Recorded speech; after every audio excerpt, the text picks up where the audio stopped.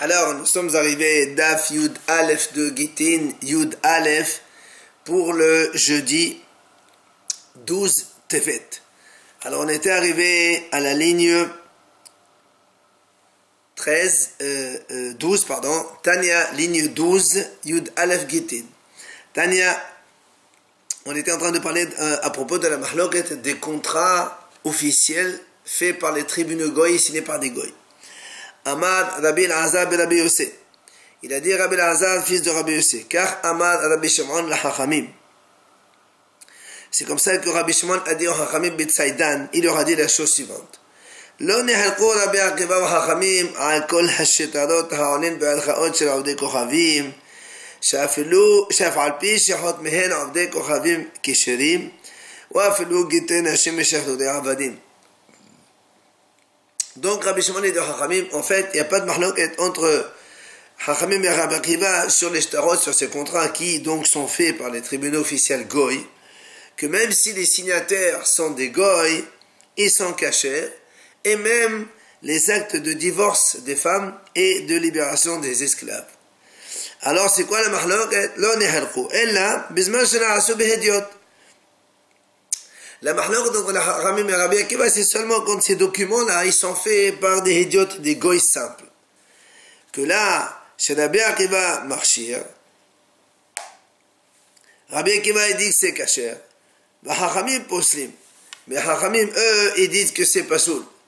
Alors Rabbi Akiva il dit c'est kasher, parce que pour lui les goyim non plus, on ne craint pas qu'ils mentent. Chachamim ils disent c'est pas soul, c'est contrat fait par des goy, parce que comme dans l'argent, évidemment, c'est eux qui font la preuve, alors les goyim peuvent signer de façon fausse. Par contre, sauf les actes de divorce des femmes et de libération des esclaves, vu que c'est les aidim sira, carte, que c'est les témoins de transmission qui sont les plus importants, même si les signataires sont des goy, Chachamim disent dans ce cas-là, ils sont cachés. Rabban Shimon ben Gamliel Omer, il vient à Rabban Shimon ben Gamliel, il donne un troisième avis.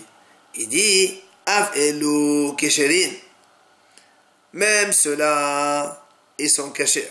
C'est-à-dire, ce qu'on a dit, ce que les Hachamim ont dit, tous les documents sont pas sous, sauf les Get Nashim et Shahar Avadim, ils sont cachés seulement b'makom she'en Israël hotmin. C'est-à-dire, on est dans un endroit, dans une ville où les Bnei Israël ne signent pas sur les documents. Les goyim les empêchent de faire signer n'importe quel document. Et donc, comme on est sûr que ce sont des goyim qui signent, c'est pour ça que on sait, tout le monde sait que c'est les Edim Sera Karté, que c'est les témoins qui assistent à la transmission qui comptent, et donc c'est pour ça qu'ils sont cachés. Aval, b'makom she'Israël hotmin, là, mais dans les endroits, dans les villes où on permet aux juifs aussi de signer dans des documents, là évidemment, même les actes de divorce des femmes et de libération des esclaves, ils ne sont pas valables quand ils sont faits par les tribunaux officiels. Ça, c'est l'avis de Rabban Shimon ben Gamliel. Via la Gemara, elle pose une question. Makom she'en Israël hotmin, nami, l'exor, ato makom she'Israël hotmin. Alors moi a dit, très bien, et pourquoi on ne ferait pas une xéra? On devrait empêcher aussi, enfin rendre non valable les Gitei Nashim et Shahar Avadim dans les endroits où les Bnei Israël ne signent pas, de peur qu'on puisse se tromper avec les endroits où les Bnei Israël signent, et donc il y a confusion après. Alors la Gemara répond non, Shema b'Shema mahlif, nom de goy avec un nom de juif, on peut se tromper. Par contre, atla be'atla la mahlif. Mais un endroit avec un autre, on ne risque pas de confondre. Chaque ville avait ses règlements, et donc on ne peut pas confondre l'un avec l'autre, et donc il n'est pas judicieux de faire une xéra. Ravina, l'Agma nous raconte, Ravina Sava de Arshode Bichnoufiata de Armaï. Ravina, il voulait rendre valable un document qui a été fait par un assemblement de goy, c'est pas des officiels, c'est pas un tribunal officiel. Amalé Ravram, Alcha Otnan. Rafram lui dit, mais Ravina, quand est-ce qu'on a rendu caché les documents? C'est seulement quand ils sont faits par des officiels, les tribunaux officiels, pas n'importe qui. Amar Rava, il vient Rava nous enseigne à propos des contrats d'argent. Haïshtara par Sa'ad Masen Ehle Be'apé Sahdi Israël. Marbinan Be Mebene Hare. Il dit, c'est un homme, donc il a fait une dette. Le Réhouven, par exemple, il a prêté de l'argent à Shimon, et le document que nous avons, c'est un document Goy, dans lequel il y a des signataires Goy, mais il a transmis le contrat devant deux Israël, deux témoins Israël. Alors il dit dans ces cas-là, vu que la transmission elle a été faite de Bnei Israël, le malvé qui est donc Réhouven, arrivé au délai de remboursement, si Shimon n'arrive pas à rembourser, il peut lui prendre des biens immobiliers, ce qu'on appelle Bene Hare, c'est des biens libres qui lui appartiennent encore. Alors la Gemara dit, mais comment? Et pourtant, les témoins qui vont signer, ils ne savent pas ce qu'il y a dedans. Comment tu veux que, par la suite, Réhouven pourra prendre des biens immobiliers? Ils ne savent pas lire les témoins ce qu'il y a là-dedans. Alors il a dit non, Bédiat. On parle ici de témoins qui connaissent cette langue, et donc, ces témoins qui ont assisté à la transmission de documents, ils savent très bien ce qui a marqué dedans. La Gemara pose une autre question. Et pourtant, nous, on exige un contrat sur un parchemin dans lequel, quand on écrit et on efface, si on veut falsifier, on reconnaît la falsification. Or, ça, c'est un papier qui n'est pas donc travaillé pour qu'on puisse reconnaître une falsification. Alors, il a dit non, là aussi, on a travaillé le document, comme quoi que s'il y a une falsification, on la reconnaît. Si on a effacé, par exemple, une somme, on a rajouté des choses, on le reconnaît. Alors il dit, il dit, mais pourtant, dans les contrats chez nous, on exige qu'à la fin du contrat, on rappelle la première ligne, c'est-à-dire l'essentiel.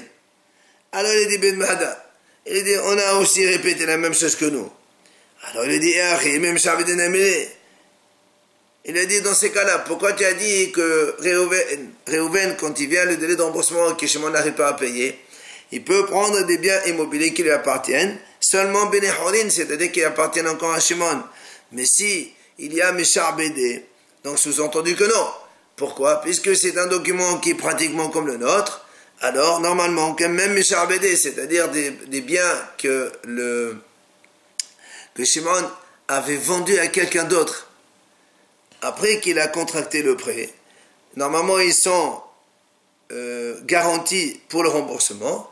Et donc, dans les règlements de nos contrats, Réhouven, il peut aller saisir ces biens qui ont été déjà vendus à quelqu'un d'autre. Alors pourquoi ici tu me dis uniquement Bene Horé? Même Meshar Bédé aussi. Alors il dit non, il dit non, parce que ici le document, il n'a pas ce qu'on appelle Kala, il n'y a pas de diffusion à ce stade. Parce que normalement, ce sont les témoins qui signent dans le contrat, qui eux diffusent l'information comme quoi il y a eu telle dette, tel contrat, telle vente, etc.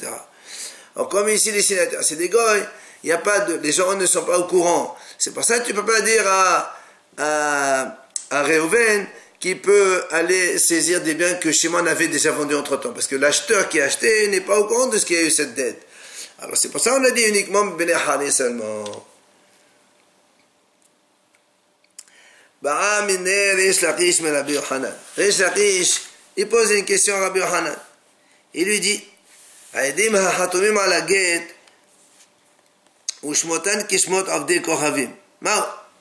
lui dit, si on a un acte de divorce d'une femme, dans lequel il y a signé là-bas des goïms, et c'est un contrat rachidi qui vient d'Israël, donc on n'a pas besoin de dire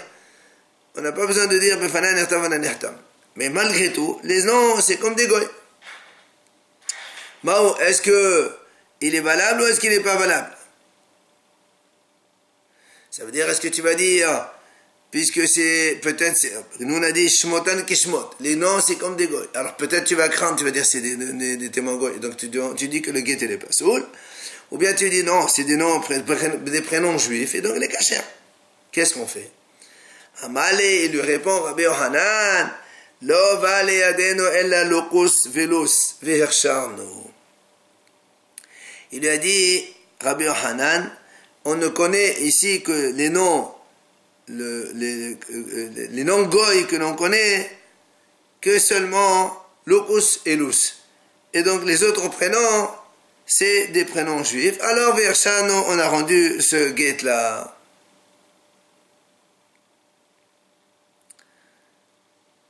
En fait, il a dit Vedavka locus velus de la shchesa de masre beshmahatay. Beshmahat ahdin et de shchesa de masre beshmahatay ou là. En fait, Rabbi Yohanan il dit non. Ce guet-là dont on parle, eh bien, c'est un guet dans lequel il y a marqué locus velus. Et là, on sait sûr que c'est uniquement des prénoms goy. Les juifs n'appellent pas comme ça. C'est pour ça, comme c'est que des goy. Alors, on dit que l'acte est caché puisque Haïdim sera carté. Ah bah, dans les cas où on a d'autres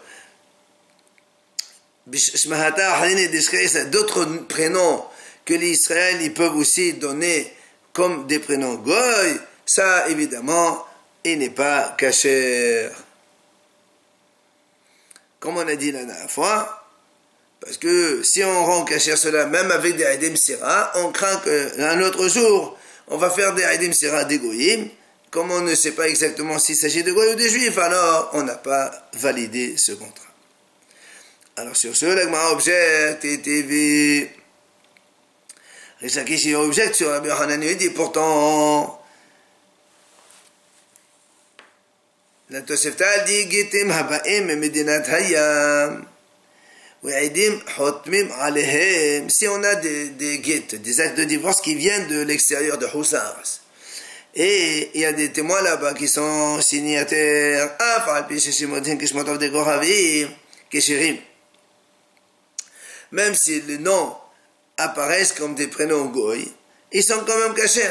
Pourquoi? Parce que la majorité des juifs qui sont dehors d'Israël, ils donnent des noms, comme les prénoms goy. Et donc, on n'a pas fait attention et on a rendu valable ces contrats. Alors comment toi tu me dis quand les noms, les prénoms, les endroits où les prénoms ressemblent, donc les prénoms juifs ressemblent à des prénoms goy, on ne valide pas les contrats, hein? Alors il lui répond,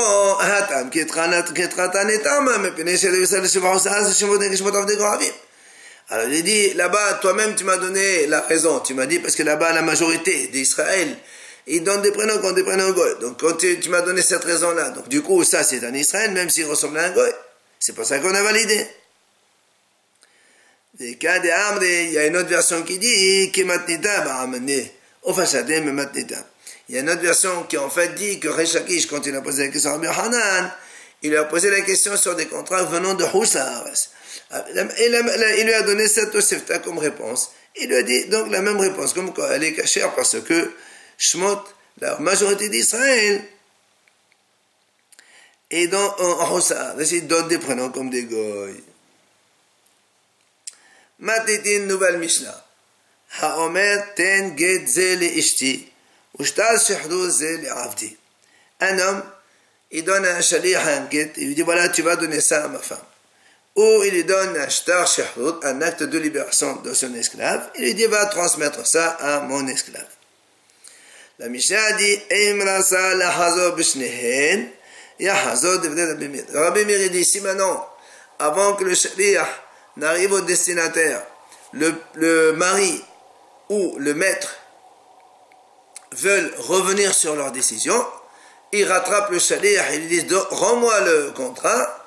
Selon Rabbi Meir, dans les deux cas, il a le droit de le faire. Viennent Hachamim, ils disent non, c'est pas du tout la même chose. Beget Nashim, il peut revenir. Aval, lo b'shehdoudei avadim. Mais dans les actes de libération des esclaves, le maître ne peut plus revenir. Il a donné ça au shaliach. Les filles, chez Zachin, la Adam, chez l'Obefanav. Le shaliach, il a fait un avantage, il a acquis un avantage pour le Eved, Alors, nous on a un principe que Zachin Adam chez le Befana, on peut acquérir des avantages pour quelqu'un, même s'il n'est pas présent. Donc c'est comme si que le Eved il a été déjà libéré. C'est un srout pour le Eved d'être libre. Par contre,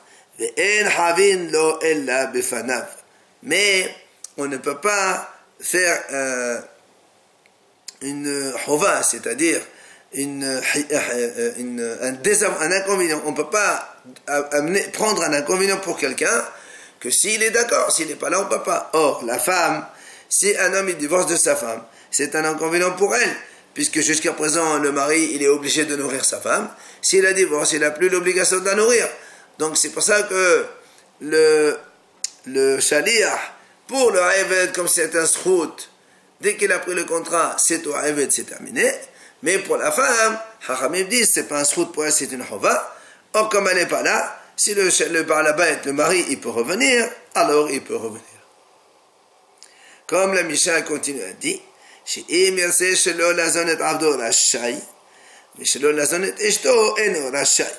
comme il vient de dire la Mishnah, le motive que si le maître, il peut ne pas nourrir, parce que nous on a dit que c'est un avantage pour l'esclave d'être libéré.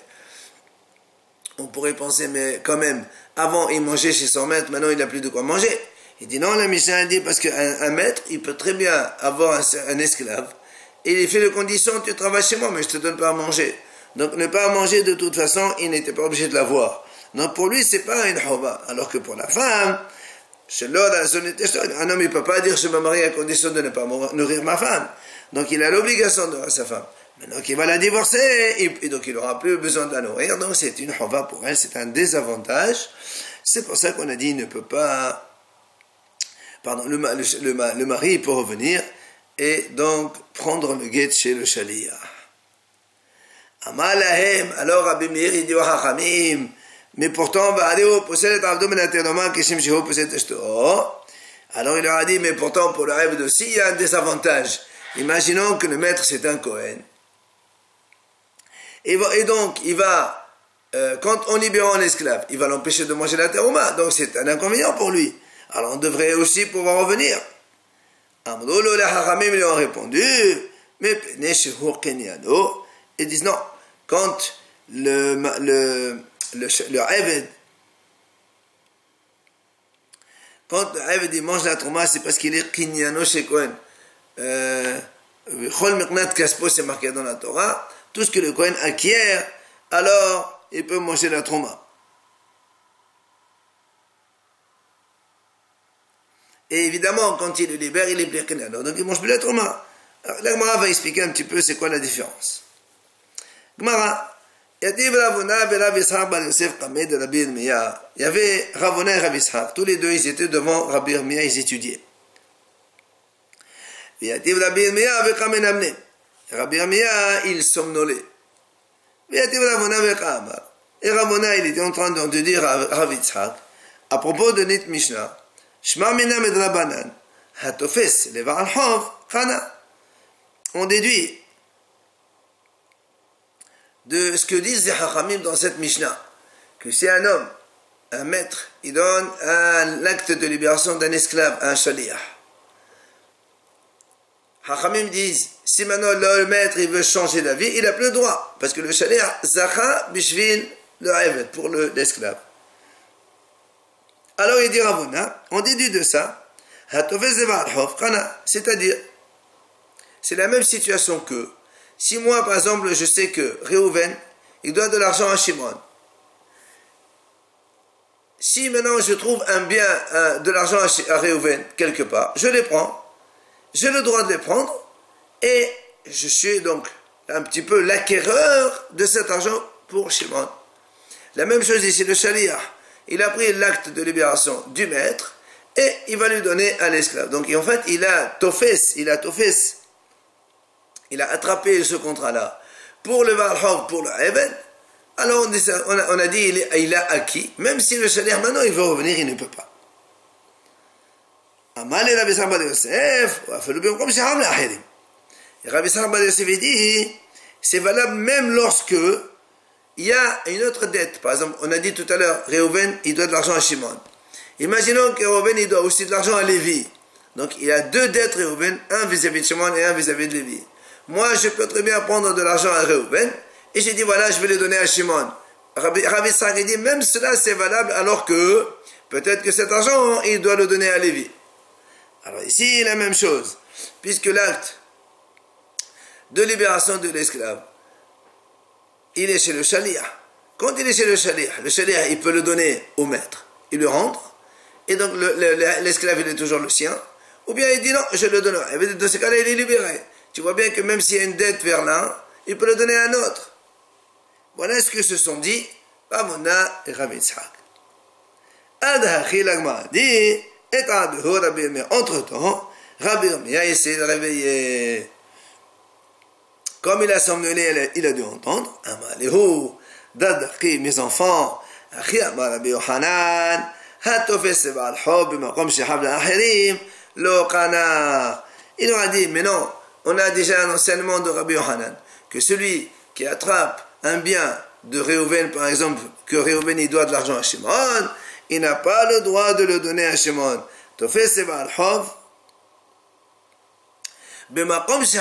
Attention, il faut préciser, on parle ici du deuxième cas, lorsque Réhouven il doit aussi de l'argent à Lévi.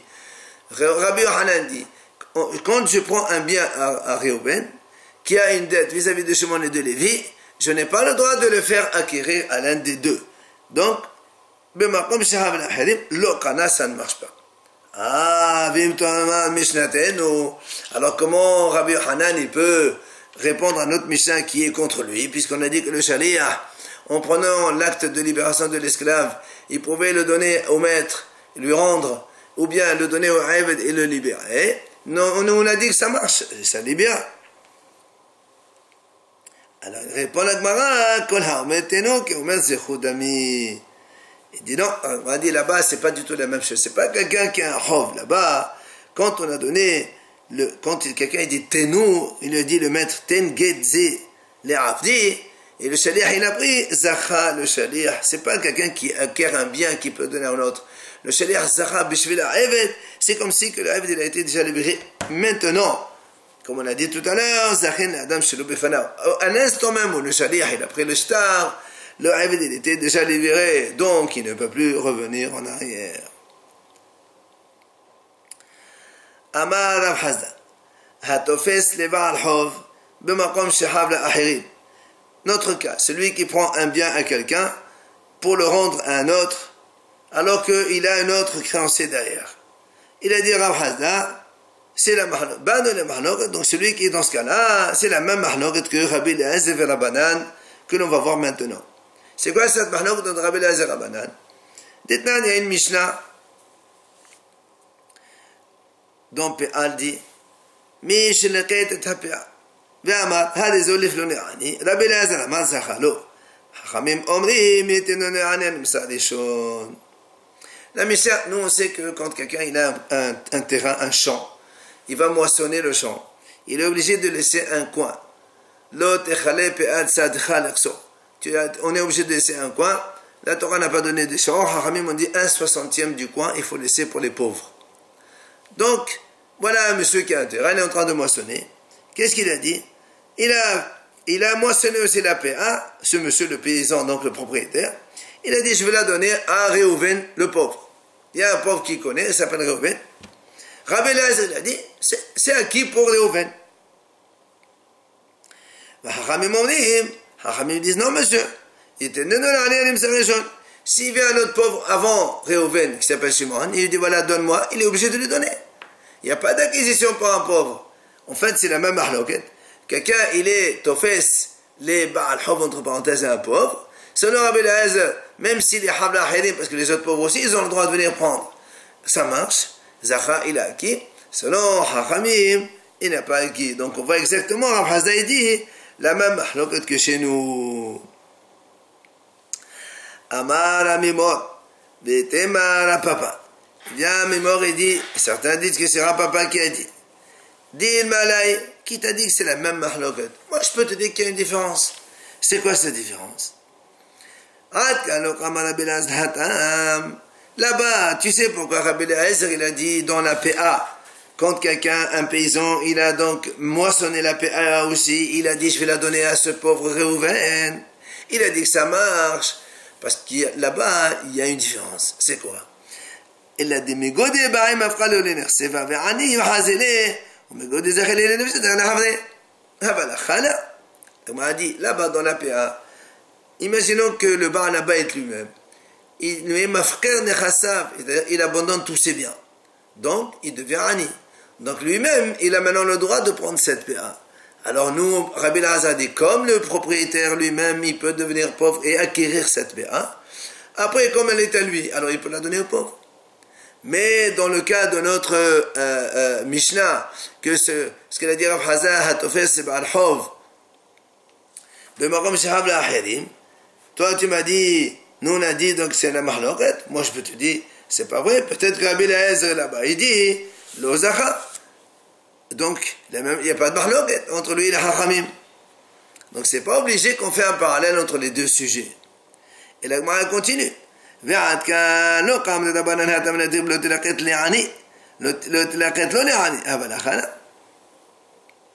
dit, je peux te dire un autre argument. Là-bas, les hachamim, tu sais pourquoi ils ont dit dans PA qu'on n'a pas le droit de prendre, d'acquérir pour un pauvre X, Réhouven le pauvre. Mais tu peux la donner, il faut la donner au premier pauvre qui arrive.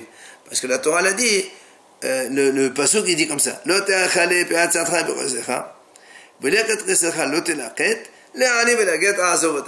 a dit comme ça, tu n'as pas le droit de finir le coin, ni de lechet la quête aussi, tu dois les abandonner pour les pauvres. Or, Hachamim Dorshim, c'est-à-dire ils ont fait smichot du pasuk. Quand tu vas cueillir, tu n'as pas le droit d'aller d'arrêter les ani. Tu dis voilà, je vais cueillir, je vais prendre l'air et shira et pa pour tel pauvre. Tu n'as pas le droit de faire ça. La Torah dit que tu n'as pas le droit. Par contre, dans les cas de la dette, Hachamim dirait oui, il n'y a pas de problème, on a le droit. Donc tu vois bien que c'est pas du tout parallèle entre ici et donc le cas de la PA et le cas de l'argent. Alors, alors nous on pose la question, alors et Rabbi Elazar comment il fait avec ce pasuk le telaket l'ani, puisque les haramim ont dit que cela signifie qu'on n'a pas le droit de cueillir, d'acquérir pour un pauvre. Et Rabbi Elazar il a dit non, dans la paix on a le droit de faire ça. Hein? Alors on répond, mais en fait la Gemara ici elle dit que ce pasuk Rabbi Elazar il explique comme ça que même Arani, un pauvre qui a un terrain, il y a marqué l'autre et la quête, l'Arani, c'était toi le Arani, ne crois pas parce que tu es pauvre, alors dans ton terrain tu vas prendre aussi la PA. Non, tu n'as pas le droit de prendre donc ta PA dans ton champ, tu es obligé de laisser un PA pour les autres pauvres aussi. Voilà comment Rabbi Elazar il explique donc ce pasuk de Telaket Ani, et donc il n'y a pas de question contre lui.